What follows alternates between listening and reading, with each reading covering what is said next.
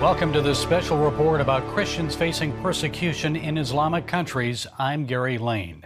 There are 1.6 billion Muslims in the world today. That's roughly 23% of the world's population. Most that I've met are friendly and peaceful. Many just want to live a good life and provide for their families. But it's militant extremists, those with a violent fundamentalist view of the Quran, and their governments that are posing the greatest threat to Christians and religious freedom around the world. I recently sat down to talk with Jason Peters of the Voice of the Martyrs. VOM has a new book out called IMN, Noon, Christian. I asked Jason to explain that title and share some of the stories of Christian suffering in Muslim countries. Many people have seen the symbol on social media and other places. It looks kind of like a U with a dot on top of it, but it's the Arabic letter Nun, as you mentioned. It's the first letter of the word that defines Christians in the Quran. Nazarene is really where it comes from. You know, Christian, the singular for Christian is Nazrani, which comes from Nazarene and Jesus of Nazareth, of course. So when they spray painted this symbol on your home, you were marked. You were tagged, and the question was, how would you respond? And the stories in the book are remarkable about the choices that Christians made to stand firm in their faith. It's a little bit like the Holocaust with the Jews and the Yellow Star of David that they were branded with. How did the Christians respond to that? Well, it's interesting. I've been surprised by how matter-of-fact they are about their faith. And one, in fact, said this. He said, I was born a Christian and I will die a Christian. And of course, he was so committed to his faith that he was unwilling to give it up no matter what the consequences were. And you think about it, it's a very distinct choice that we have to make. And each one of us has to make this choice every day. Are we going to follow Christ or not? And I don't think for most of us in the United States, it's ever this sort of clear. You know what I mean? It's not this defined one moment. You're tagged and you have to choose. Will you follow Christ or will you abandon your faith? And so for those Christians who made that decision, to me, it's very inspirational. Now, you have one chapter in the book that talks about the day that ISIS came into Mosul. Well, there is a story that begins the book, the story of Abu Fadi. And he had choices to make early on. He said, I know that they're coming, ISIS is coming. In fact, he received a phone call from a friend saying, hey, ISIS is coming. We have to decide, how we're going to respond. And they knew that the stakes were very high. He chose to take his family out. And it was amazing the miraculous encounters that he had along the way. That's something that we hear a lot about is supernatural interventions. I mean, the way that God shows up in these stories is remarkable. I mean, some of the examples are angels delivering people, guards being distracted so that they can run away. I mean, it's just incredible. But I met with a Christian who said that what happened was over the course of 10 days, ISIS changed their tactics a bit. When they arrived in Mosul, it was June of 2014, they initially were announcing on loudspeakers, Christians, here are your options. They were spray painting the Noon on people's homes and Christian-owned businesses. But then, as they noticed all the Christians leaving, this brother I met with said that they began to stop the Christians at checkpoints and they began to take things away from them. As I think they started to see the loot kind of sneaking out the back door and they said, wait a minute, we want that stuff. And so they began to really attack Christians even as they were trying to leave. And, our Secretary of State now has finally come out and said, this is genocide. What has happened to Christians in Iraq and Syria is genocide. Yeah, I'm really glad that the Secretary of State and the U.S. government has recognized the plight of these Christians. And I'm not running for president, so I don't have a case for whether or not it's genocide in the actual definition of the word. It's not about ethnic cleansing. It's really about Christian faith and identity.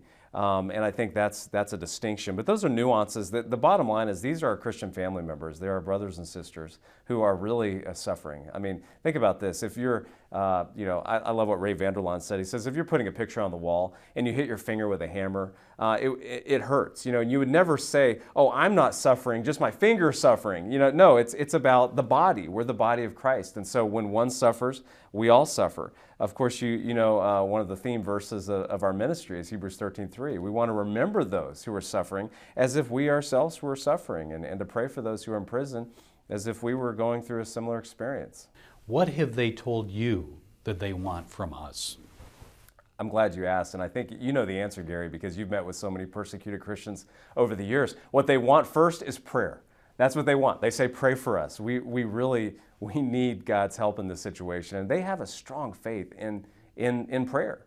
and they've seen miracles. They've seen God deliver. And so they ask for prayer. I always like to hear them say this too. They say, and by the way, we're praying for you. Have you ever heard them say that? Because they say, we don't know what's coming to the United States of America.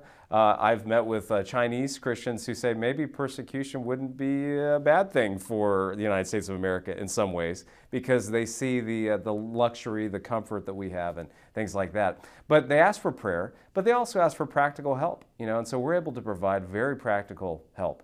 Sometimes it involves, rebuilding a home of someone whose home was burned down by extremists, or maybe providing some refuge for them in a safe house. I was just in Egypt not too long ago, where we have literally believers living in safe houses because if discovered, they will be killed by their family.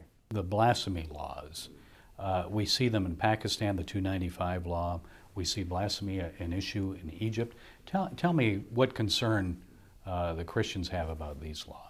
Well, there's sort of this malleable law that can be adjusted. And by the way, just being accused of it is a serious crime, as we've seen with Asiya Bibi. Who knows exactly what happened at that well in her conversation, but now she's 5 years plus, in prison after this accusation, and of course has been sentenced and then appealed, and it's just, and now we know of at least two defenders of her and opponents of the blasphemy law who have been killed. As you know, you've reported on them, I'm sure. So it's interesting to think about the fact that just to say something that's perceived as negative against the prophet Muhammad could land you in prison and perhaps even facing the death penalty. And it isn't even if you say something. Sometimes you're falsely accused for other reasons. That's right, exactly. That's why I'm saying it's sort of like in the United States we have certain crimes that if you're accused of it, whether you're guilty or not, the accusation is really a challenge and it's difficult to overcome. What about the United States? You think we're going to see persecution here? Yes, we are experiencing persecution in sort of civil ways now, I believe, but I also think it's going to become more pronounced. I really do. I think that as long as we continue to talk about the exclusive claims of Christ, we're going to face opposition. This is what Jesus promised. He said, if you follow me, you're going to be persecuted. And so I love the way that he told his disciples to prepare, though. In Luke 21, he said, you're going to face persecution. You're going to be taken before the civil authorities, synagogues, governors. He said, but don't worry about what you're going to say. He said, I'm going to give you words and wisdom that your enemies will not be able to resist. They won't be able to contradict. And to me, that's a great encouragement, because I do believe that the day will come where, Gary, you or I, we could be standing before a court for saying the things that we say, which are, Jesus is the only way. He is the way, the truth, and the life, and no one comes to the Father but through him.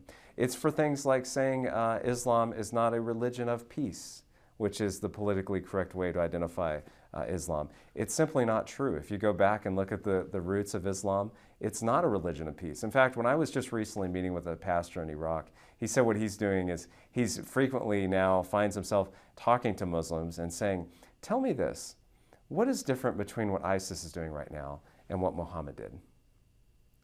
And he said they have no response. He said 1,400 years ago, Muhammad was doing the same things that ISIS is doing today. It's not just the Islamic State that's persecuting Christians in the Middle East. A culture of intolerance of non-Muslims prevails in most countries where Muslims are the majority. I asked VOM's Jason Peters to share the story of an 11-year-old Turkish Christian named Hussein, who was bullied and threatened just for wearing a cross necklace to school. He had a little cross necklace. He went to school and he was bullied at school and even from the teacher. It's not the physical cross, it's the meaning of the cross that's important. It's a beautiful thing. I wanted people to ask me about it, and then I could tell them about Christ. It's amazing. Hussein is the example of a child who's grown up in this sort of oppression and just chose to stand boldly for Christ. And honestly, by his example, he's inspired others to stand strong for Christ. Christ said, "You would suffer for me." It's okay to suffer for Christ.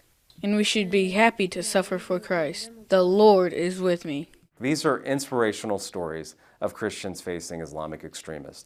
And there are 9 hotspots around the world that we could talk about where Islamic extremists are attacking Christians. And even the children, for us it doesn't seem quite fair that these young children have to make choices like this, but they do, and Hussein's a good example of making that sort of bold choice. Well then, Miriam, I don't know that she's in the book, but I know she's been in your newsletter, and I met with her family, Miriam, in Iraq, in Kurdistan. They were chased out from Karakosh, and she says she forgives ISIS. Amazing. I mean, out of the mouths of babes. Yeah. What is it about kids that inspire us in that sense? You know, I don't know. It's just God's supernatural intervention. That's all I can say, to be honest with you, Gary, because there's no human explanation. How can you look at someone who has raped your daughter and say, because Christ has forgiven me, I choose to forgive you? You know, but here's the interesting thing.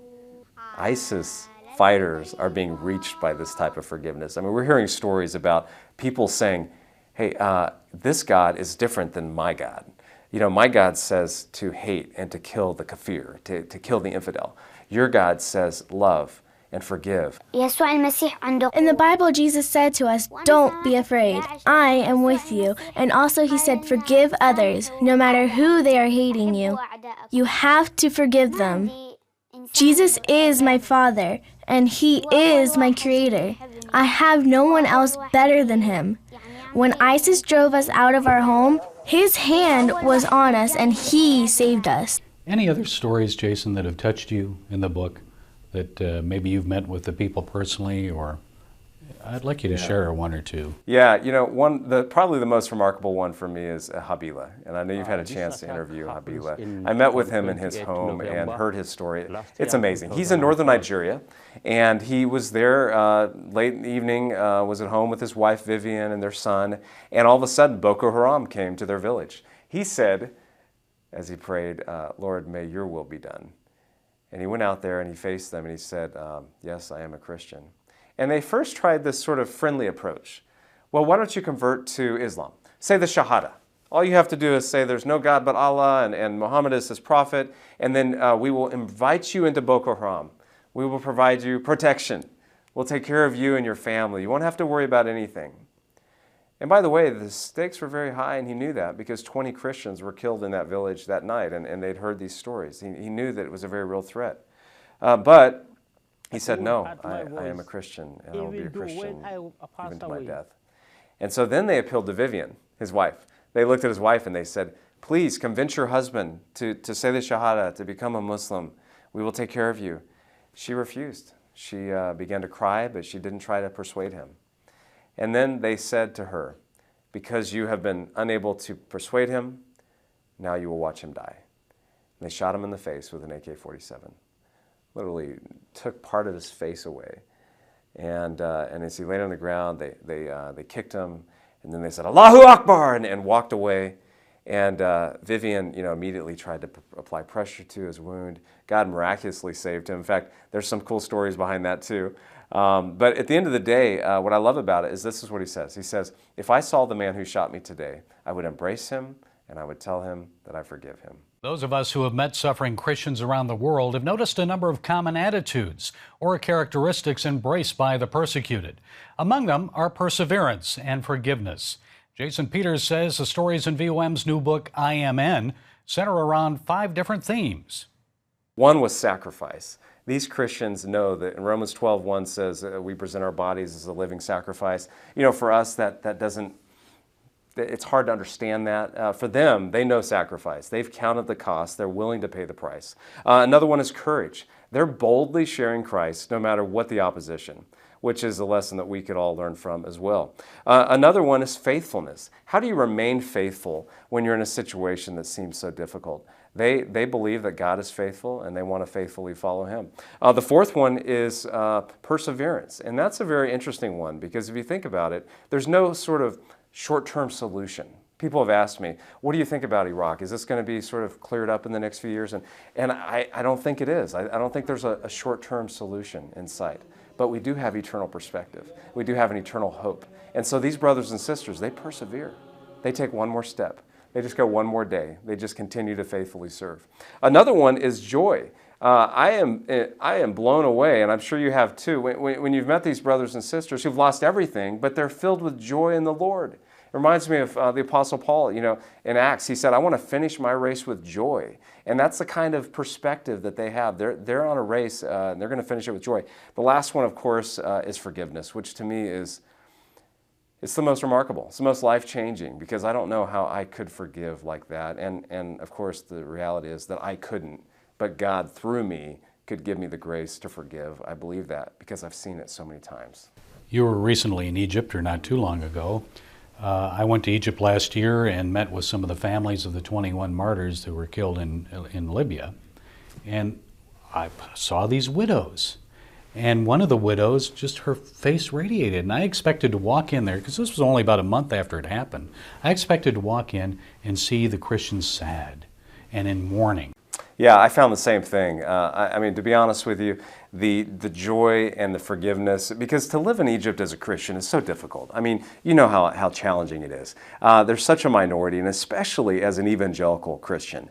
It's impossible, if you come from a Muslim background, to become a Christian in the civil system in Egypt, which people find, it's unbelievable. You can't change your identification card. If you're born into an Islamic family, you cannot become a Christian. It's literally impossible to do so. And so this affects things like school. I met with a Christian family. They were from a Muslim background. They became followers of Jesus. It was impossible for them for their children to go to a Christian school. It was impossible for them to even go to Christian classes in the Egyptian public school. So their children, they had to send them to school every day to sit in an Islamic, essentially madrasa for an hour and study Islamic doctrine. And they just simply couldn't do anything about it because of the fact that they had been Muslims and then chose to follow Christ. It's a very difficult place to serve as a Christian. It's impossible to get married legally. So if you're a Christian and you are born into a Christian family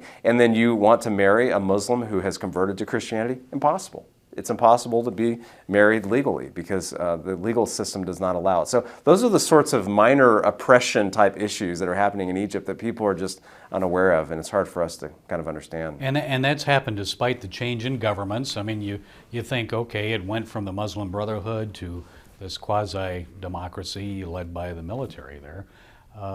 None of that has changed, has it?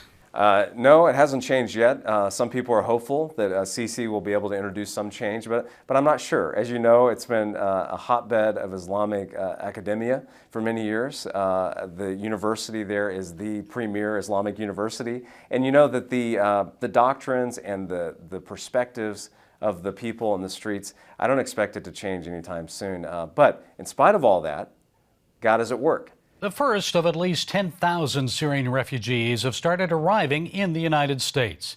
So how should America respond? VOM's Jason Peters says he reminds Christians about the Sermon on the Mount. We're supposed to love our enemies. And now I don't know practically how God's going to lead our government. We have government authorities that are making these decisions and they represent us, so of course we can share our opinions.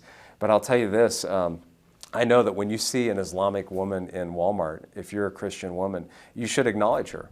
I think you should be kind. I think you should smile at her. I think you should recognize her. I heard a story not too long ago of a woman who was at a playgroup in Texas. And she was an Islamic woman who brought her child to this playgroup. And a Christian woman was at the same playgroup. She noticed her, and she felt like God was leading her to go over and to talk to her. And so she went over there and she started to talk with this woman. This woman began to cry. And she was sort of surprised by this. She's like, what's happening? And the Islamic woman said to the American Christian, I've been here for years. No one has ever talked to me. Isn't that remarkable? God began to open a dialogue. He began to open a relationship. And that's the kind of relationships that we need to be building as Christians. I don't think it's going to help when that refugee family is here. It's not really going to help for us as Christians to shun them, to reject them. No, we need to show them the love of Christ. And so that's the message that we see. And by the way, our brothers and sisters living in Islamic countries, they're living in contexts where they have to love their neighbors too. And they're very difficult. Many times those neighbors are trying to attack them, but they choose to love. Yeah. Jesus didn't say love them only when they love you back. That's right. Yeah. Finally, you know, there's this idea that persecution is tragic. It is horrible, something we should shun. but there is a positive to it. There is victory in it. Explain that to our viewers. Yeah, it's a great point. I'm glad you brought that up because it's a purifying, refiner's fire kind of answer that I have here. Because if you think about it, when we sort of just plod along in our lives, doing our day-to-day activities without ever having challenge or opposition to our faith, it's easy for us to become complacent. It's easy for us to be kind of lazy. But when everything is stripped away, and the only thing you have left is Jesus, you realize that's all you need. You know, I remember talking to a fourth-year university student at the University of Mosul, and ISIS came in, he lost his transcripts, he lost everything, and he was a very young man, 22 years old. But this is interesting, as I was talking with him, he had this joy about him, and he said, I lost everything, but I didn't lose my faith. And that, to me, is a purifying effect of persecution. All of the dross, all of the excess is sort of burned off. And you're left with, what do I really believe? Is Jesus worth it? We would say, yes, of course, Jesus is worth it. But has that been tested in our own experience? Probably not if we haven't faced this type of persecution. So there's a very purifying effect from persecution. And of course, we remind ourselves always that we have an eternal perspective. We walk by faith, not by sight. And so we want to look to that eternal hope. And these brothers and sisters have an eternal perspective, which is just stunning. Because they don't have the hope that we have in this life, so they're forced to look to eternity. And for me personally, it's been a challenge to say, things may not work out exactly the way I wanted to here. This is a difficult situation. But because of the example of my brothers and sisters, I can live with eternal perspective as well. Again, the book is I Am N Christian. It's available at persecution.com, bookstores, and amazon.com. And our thanks to Jason Peters and our friends at the Voice of the Martyrs, and also to you for joining us. We hope to see you again next week. Be blessed.